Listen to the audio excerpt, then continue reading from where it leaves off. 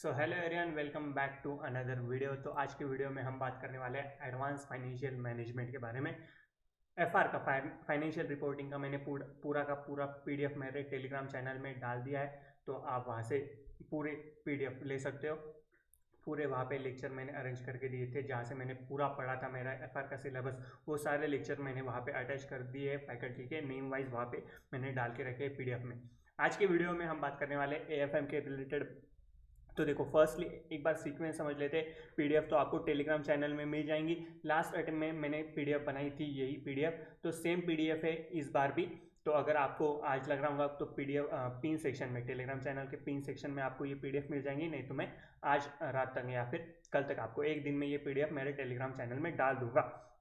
तो कोई भी चेंज नहीं, मतलब सिलेबस एफआर और एएफएम का सिलेबस अपना रेगुलरली चेंज नहीं होता है। तो वही वीडियो है पूरे के पूरे, थोड़े कुछ कुछ वीडियो एक एक साल पुराने, पर आपको पूरा कवरेज मिल जाएगा। 100% कंसेप्चुअल अंडरस्टैंडिंग जो अपने एफआर और एसएफएम के पेपर के लिए ज़रूरी है, वो आपको पूरी की पूरी अंडरस्टैंडिंग यहाँ से मिल जाएंगी ये वीडियो से। कुछ एडिशनल क्वेश्चन जो है अपने क्वेश्चन में या नवंबर के क्वेश्चन में पेपर में एग्जाम में ऐड हुए, तो वो आपको सेपरेटली देखने पड़ेंगे, या फिर आईसीआई ने एमटीपी आरटीपी में जो क्वेश्चन ऐड किए वो आपको सेपरेटली देखने पड़ेंगे। पर आपका कंसेप्चुअल अंडरस्टैंडिंग वाला पार्ट यहाँ पे पूरा खत्म हो जाएगा। तो एक बार फटाफट सीक्वेंस के बारे में बात कर लेते हैं कि जो भी फर्स्ट टाइम एएफएम पढ़ने वाला है तो उनको किस सीक्वेंस में पढ़ना चाहिए। तो सबसे पहले आपको चालू करना चाहिए सिक्योरिटी वैल्यूएशन। तो मैं लिख के देता हूँ, जैसे मैंने एफआर में लिख के दिया था आपको, वैसे आपको लिख के देता हूँ। तो सबसे पहले आपको चालू करना चाहिए सिक्योरिटी वैल्यूएशन। पूरा का पूरा अपने इंटर का एफएम हमने पढ़ा था इंटर में, वही सेम अपने को कंसेप्ट यहाँ पे सिक्योरिटी वैल्यूएशन में पढ़ने हैं। जो भी हमने D1 P1 ग्रोथ जो भी हमने कंसेप्ट इंटर में सीखे थे, वही थोड़े एडवांस लेवल में अपने को सिक्योरिटी वैल्यूएशन में मिलेंगे। शेयर्स, डिवेंचर्स, बॉन्ड्स का वैल्यूएशन, शेयर्स का वैल्यूएशन, तो आपको ये चैप्टर में सीखने को मिल जाएगा। इजी है, कंसेप्चुअली बहुत इजी है। आपने एक दिन भी इसको शिद्दत से दिया तो आप ये पूरा का पूरा चैप्टर खत्म कर सकते हो। और एएफएम में ऐसा नहीं है, एफआर में हम बोल सकते हैं कि एक दो इंडेक्स छोड़ सकते हैं, पर एएफएम में ऐसा नहीं कर सकते। पूरा का पूरा चैप्टर जो सारे के सारे इंडेक्स है अपना, जितने भी चैप्टर है वो सब इंपॉर्टेंट है। ऐसा नहीं बोल सकते हम इसको हम कम वेटेज देंगे।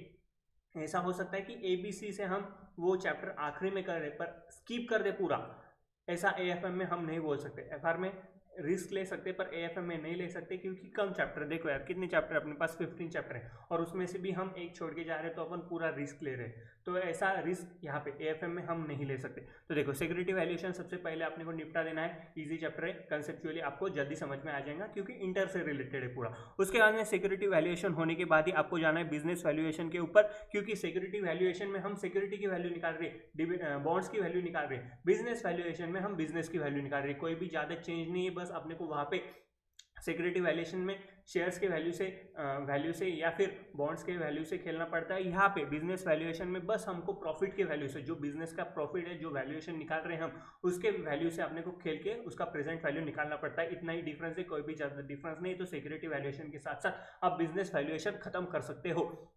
उसके बाद आपको जाना है एडवांस कैपिटल बजटिंग पे।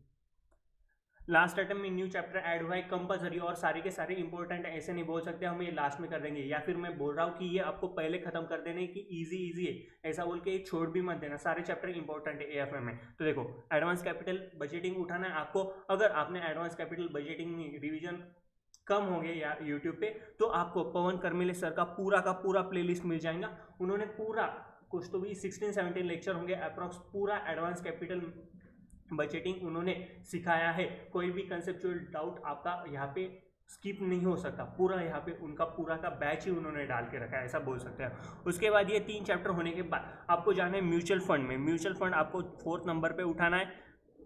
हमने इंटर में नहीं पढ़ा है म्यूचुअल फंड, इंटर में नहीं पढ़ा है, पर जैसे अंडरस्टैंडिंग है, जो सिंपल वे में हम इसको पूरा सीख सकते हैं। एनएवी निकालना है, नेट प्रेजेंट वैल्यू निकालना, नेट असेट वैल्यू निकालना है अपने को, जो बहुत इजी कंसेप्ट होता है। अपने को बस असेट लायबिलिटी देखनी पड़ती है और इसका वैल्यू निकल जाता है। तो ये भी आपने वीडियो देख लिया, और इसका वीडियो आप कोई भी फैकल्टी का देख सकते हो, क्योंकि ज़्यादा क्वेश्चंस है नहीं इसमें और ज़्यादा कंसेप्ट है नहीं। जो क्वेश्चन है वो बार बार रिपीट आ सकते हैं एग्जाम में, ऐसे क्वेश्चन है तो आप कोई भी फैकल्टी का वीडियो देख सकते हो। जो भी आपको पसंद आए। ये 4 होने के बाद ये अब ये देखो, ये जो चैप्टर है ना ये इजी भी और इंटर से रिलेटेड भी और ये अपने इंपॉर्टेंट भी है, तो ये आपके जल्दी खत्म हो जाएंगे और इसका सीक्वेंस आपका बन गया ना, फ्लो बन गया ना, आपका कॉन्फिडेंस बढ़ जाएगा। तो security valuation, business valuation, mutual fund और एडवांस कैपिटल बजटिंग के बाद आपको जाना है मर्जर एक्विजिशन में। मर्जर एक्विजिशंस ये चैप्टर थोड़ा अलग है आपको, पर आपको जो इंटर का अंडरस्टैंडिंग है, जो हमने फॉर्मूले सारे सीखे थे इंटर में, फाइनल में भी वो एप्लीकेबल हो जाएंगे। अब पूरा फाइनेंशियल मैनेजमेंट ही पढ़ना है, यहाँ पे एडवांस फाइनेंशियल मैनेजमेंट पढ़ना है, तो इंटर में हमने जो भी फॉर्मूले सीखे थे वो आपको मर्जर एक्विजिशन में मिल जाएंगे। इजी चैप्टर है। कुछ कुछ क्वेश्चन ऐसे हैं जो बार बार रिपीट होते हैं ये चैप्टर में से, मतलब वही क्वेश्चन वही आपको, मतलब यहाँ पे पूरा क्वेश्चन देके रखते हैं, वो पूरे वैल्यू देके रखते हैं और नीचे अपने को एक एक वैल्यू निकालनी पड़ती है। तो बहुत सारे वैल्यू ऐसे वो होते हैं, मतलब क्वेश्चंस ऐसे होते हैं वो बार बार पूछे जाते हैं। तो मर्जर एक्विजिशन ईजी है, आप ये कर सकते हो आराम से। ये 5th होने के बाद अब ये हो गया आपका जो इंटर से रिलेटेड है। अब कुछ फाइनल में अपने को ज़्यादा पढ़ना पड़ता है, उसमें जाते हैं। उसमें सबसे पहला चैप्टर आता है अपना पोर्टफोलियो। कितने हो गए अपने 5, तो ये आता है पोर्टफोलियो। पोर्टफोलियो हमको पूरा नया पढ़ना है, कुछ भी हमने इंटर से पढ़ के नहीं आया है, पर हमने जो स्कूल में मीन मीडियम मोड पढ़ा था उससे रिलेटेड पूरा चैप्टर है। पर पोर्टफोलियो ऐसा नहीं बोल सकते हम ईजी है, थोड़ा कंसेप्चुअल अंडरस्टैंडिंग यहाँ पे लगता है, थोड़ी मेहनत लगेगी आपको। यहाँ पे प्रतीक जगाती सर का 8-9 घंटे का लेक्चर होगा, आपको 2-3 बार देखना पड़ेगा, क्योंकि यहाँ पे कंसेप्चुअल दिक्कत जा सकती है। अपने को बीटा की वैल्यू निकालनी पड़ती है, मीन मीडियम मोड निकालने पड़ते हैं, अलग अलग कंसेप्ट यहाँ पे। तो आपको ये प्रतीक जगाती सर का वीडियो 2 बार देखना पड़ सकता है, यहाँ पे थोड़ी आपको मेहनत लगेगी, क्योंकि यहाँ पे कोई भी पूरा एकदम इन डिटेल पूरा 15-20 घंटे का किसी ने डाल के नहीं रखा है। तो आपको ये प्रतीक जगाती सर का वीडियो बार बार देखना पड़ेगा, यहाँ पे आपका कवरेज हो जाएगा पोर्टफोलियो मैनेजमेंट का। उसके बाद आपको जाना है डेरिवेटिव्स पे। अब डेरिवेटिव्स का भी 7 नंबर हो जाएगा ये। डेरिवेटिव्स का आपको पवन करमेले सर का पूरा प्लेलिस्ट आपको मिल जाएंगे। इसमें उन्होंने कुछ तो भी 16-17 लेक्चर होंगे, इसके भी पूरा डेरिवेटिव सिखाया उन्होंने, पूरा का पूरा उन्होंने बैच की ही उनके वीडियो डाल के रखे। पूरा प्लेलिस्ट आपको मिल जाएगा, कंसेप्चुअल अंडरस्टैंडिंग पूरी मिल जाएंगी आपको, कोई भी कॉन्सेप्ट यहाँ पे स्किप नहीं किया है सर ने। डेरिवेटिव इंपॉर्टेंट चैप्टर है, शेयर मार्केट में आपको इंटरेस्ट होगा तो यह चैप्टर आपकी जिंदगी बना देगा, ऐसा चैप्टर है। तो डेरिवेटिव आपको 7 नंबर पे उठाना है। उसके बाद आपको जाना है फॉरेक्स, इंटरनेशनल फाइनेंशियल मैनेजमेंट और इंटरेस्ट रेट रिस्क मैनेजमेंट। अब ये चैप्टर आपको सीक्वेंस में पढ़ने पड़ेंगे। सबसे पहले आपको अगर फॉरेक्स का अंडरस्टैंडिंग नहीं होगा तो सबसे पहले आपको फॉरेक्स का अंडरस्टैंडिंग लेना पड़ेगा। उसके बाद में आपको IFM और IRRM पढ़ना पड़ेगा। रिवीजन के टाइम फॉरेक्स आपको सबसे आखिरी में करना है, क्योंकि IFM और IRRM कंसेप्चुअली देखा जाए तो इजी चैप्टर है, पर आपको ये समझने के लिए फॉरेक्स का एक बेसिक अंडरस्टैंडिंग लगेगा। फॉरेक्स चैप्टर का बेस अपने को क्लियर लगेगा, तभी अपने को ये 2 चैप्टर समझ सकेंगे। तो आपको सबसे पहले फॉरेक्स पढ़ना पड़ेगा। फॉरेक्स के वीडियो देख लो, अलग अलग वीडियो आपको यहाँ पे दिए मैंने, जहाँ से मैंने पढ़ा था, जो कंसेप्ट वहाँ से ईजी लगा वो वीडियो से सीख लेने का, बाकी गया वो वीडियो तेल लेंगे।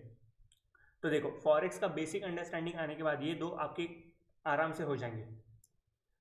तो ये हो गया आपका पूरा AFM का सिलेबस। अब बचा आपका बस थ्योरी में भी जो सिक्योरिटी एनालिसिस है उसमें से अच्छे खासे क्वेश्चन आ सकते हैं, या फिर VAR आपने को वैल्यू निकालनी पड़ती है तो उसके भी आपको क्वेश्चन मिल जाएंगे। जो थ्योरी टॉपिक दे के रखे मैंने उसमें भी 1-2 क्वेश्चन ऐसे है जो प्रैक्टिकल से रिलेटेड, तो वो एक बार आपको थ्योरी जब पढ़ोगे आप लास्ट मंथ में आप थ्योरी पढ़ो, सबसे पहले आपको पूरे प्रैक्टिकल पे फोकस करना है। Security valuation, business valuation, mutual fund, advance capital budgeting, ये बहुत इजी चैप्टर है। और उसके बाद कौन सा बचा, एक मर्जर एक्विजिशन, ये बहुत इजी चैप्टर है, ये आपका अच्छा खासा सिलेबस कवर कर सकते हैं। उसके बाद में पोर्टफोलियो लेना है आपको, डेरिवेटिव्स लेना है, कंसेप्चुअली आपको कहीं दिक्कत नहीं जाएंगी। पूरे के पूरे वीडियो ऐसे मैंने पढ़े, मतलब वहाँ से जो वीडियो से मैंने पढ़ा था वहाँ से आपको पूरी अंडरस्टैंडिंग मिल जाएंगी, इसकी गारंटी मेरी।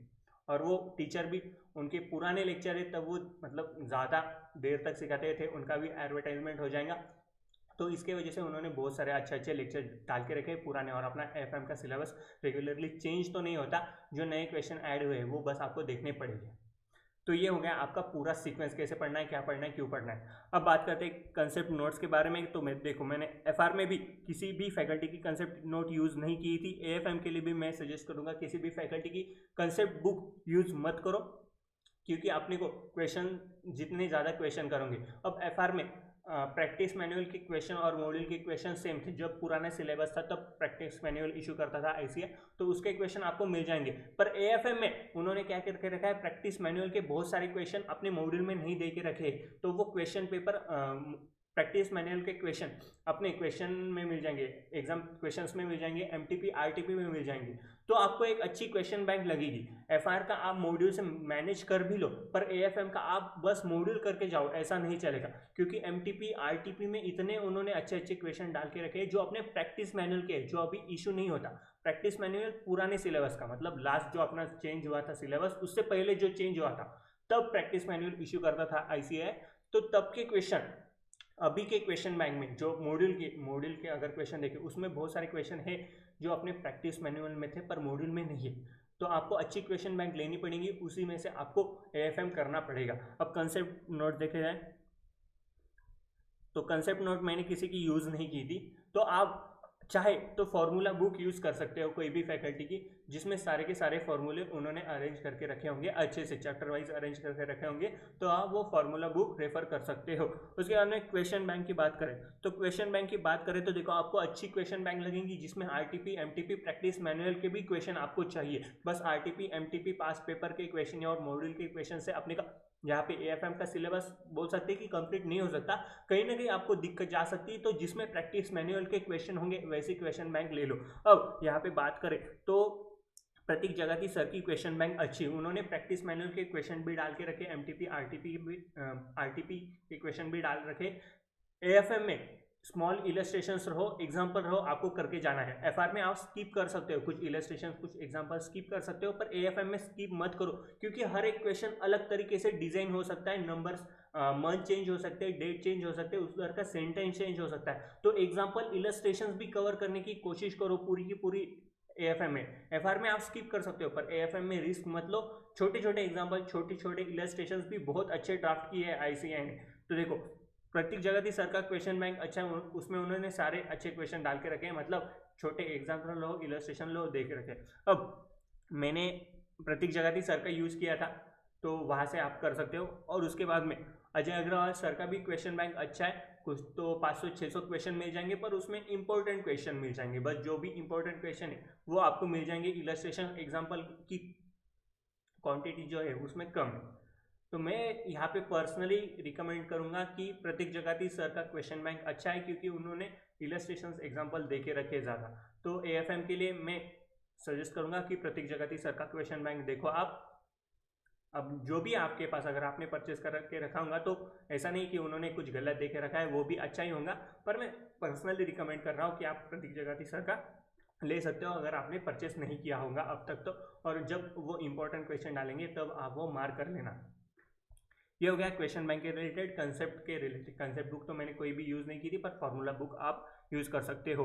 अब आपको सबसे पहले लेना एक लेक्चर देख लो। लेक्चर आपको एफएम अगर अच्छे पसंद होगा, एफएम इंटर का एफएम, तो आपके लेक्चर जल्दी जल्दी समझ में आ जाएंगे और उसी के साथ साथ आप क्वेश्चन निपटा सकते हो। तो ये रहा पूरा का पूरा एएफएम का पूरा प्लान। अभी मतलब स्टार्ट करो, हर रोज के 5-10 क्वेश्चन आप खुद से सॉल्व करो, आपको समझ में आ जाएगा क्या है एएफएम, कैसे पढ़ना है, आपको समझ में आ जाएगा लेक्चर के साथ साथ। तो ये पीडीएफ आपको टेलीग्राम चैनल में मिल जाएंगी पूरी की पूरी। टेलीग्राम चैनल का लिंक आपको डिस्क्रिप्शन में मिल जाएगा, तो ज्वाइन कर लो। मिलते हैं नेक्स्ट वीडियो में। Thank you so much guys.